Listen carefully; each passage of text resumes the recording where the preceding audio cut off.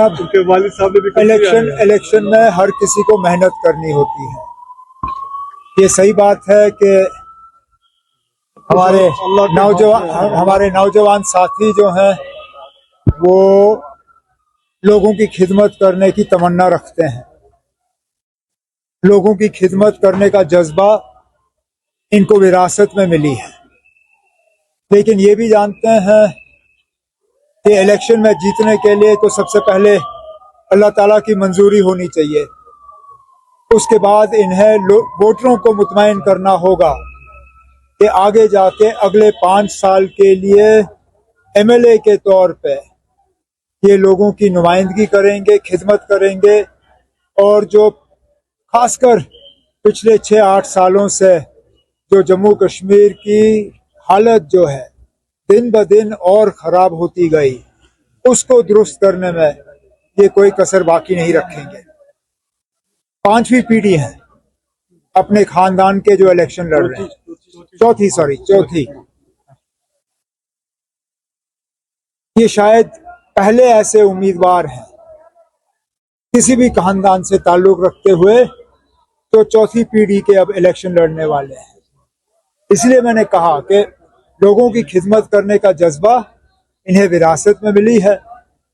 अब इन तक है कि ये कहाँ तक अपने आप को वोटरों के वोट के काबिल और लायक जो है अपना वो प्रूव करेगा। लेकिन मैं जानता हूँ, जितना मैं इनको जानता हूँ, कोई कसर बाकी नहीं रखेंगे। उमर साहब, आप ये बताइए, कल आपने सुना होगा कि कुछ हुज्जत लीडरान जो है उन्होंने ज्वाइन किया है, पीडीपी को ज्वाइन किया और ये कहा कि आइडियोलॉजी मेल खाती है।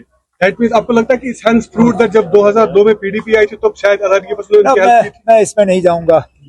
आइडियोलॉजी बदलती रहती है। अब इलेक्शन आए हैं, वो इलेक्शन लड़ने के लिए तैयार है। अभी तक तो जब कभी भी इलेक्शन का हमने सामना किया, इन लोगों ने बॉयकॉट के नारे दिए थे। अब खुद इलेक्शन के मैदान में उतरने के लिए तैयार हैं। तो कहीं ना कहीं इनकी आइडियोलॉजी में चेंज आ चुकी है और हमारी बात सही साबित हुई। हम लगातार 90 से पहले यही कहते आए, जनाब यहाँ हालत बिगड़ जाएगी, यहाँ हालात खराब हो जाएंगे, यहाँ खून खराबा होगा, कब्रिस्तान भरे जाएंगे, लेकिन बदलेगा कुछ नहीं। जम्मू कश्मीर को ये यहाँ से अलग नहीं कर सकेंगे। और हमें उस चीज के लिए न सिर्फ ताने दिए गए बल्कि हमारे साथियों को निशाना बनाया गया। बंदूकों का निशाना नेशनल कॉन्फ्रेंस की तरफ था।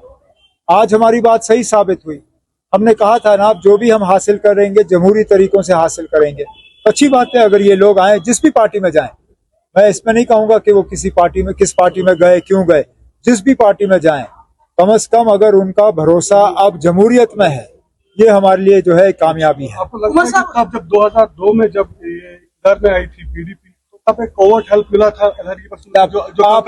आप क्यों ना हमें इस झगड़े में उलझाने की कोशिश कर रहे हैं।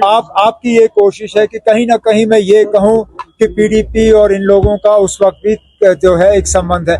मैं ये आज कहने के लिए तैयार नहीं। पीडीपी ने उस वक्त इलेक्शन लड़े, आज फिर इलेक्शन लड़ रही है, अच्छी बात है। सवाल है कि आपका मैनिफेस्टो हमने देख लिया है, तो उसमें शराब की दुकानों को लेकर यहाँ पे जो शराब की दुकानें खोली गई, उसका नेशनल कॉन्फ्रेंस का क्या स्टैंड रहेगा? आप हुकूमत आने दीजिए।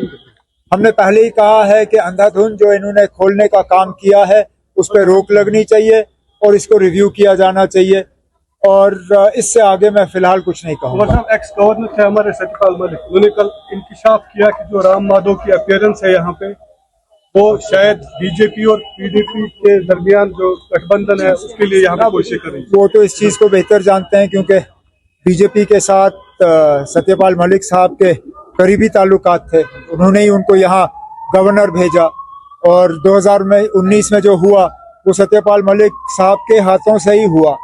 अब राम माधव साहब यहाँ क्यों आए, किस लिए आए, ये मैं नहीं कह सकता हूँ। ये जवाब तो बीजेपी ही दे सकती है। लेकिन इसमें कोई दो राय नहीं है कि अगर किसी एक पॉलिटिकल पार्टी के साथ राम माधव साहब के अच्छे ताल्लुकात हैं, वो पीडीपी है। क्योंकि राम माधव साहब ही जिम्मेदार थे उस वक्त पीडीपी और बीजेपी को एक प्लेटफॉर्म पे लाने की। अलायंस उन्होंने कराया, शायद इसलिए उनको दोबारा वापस लाया गया है। कोशिश करेंगे अलायंस कराने की। पहले तो उन्हें सीटें मिले, फिर हम बात करें।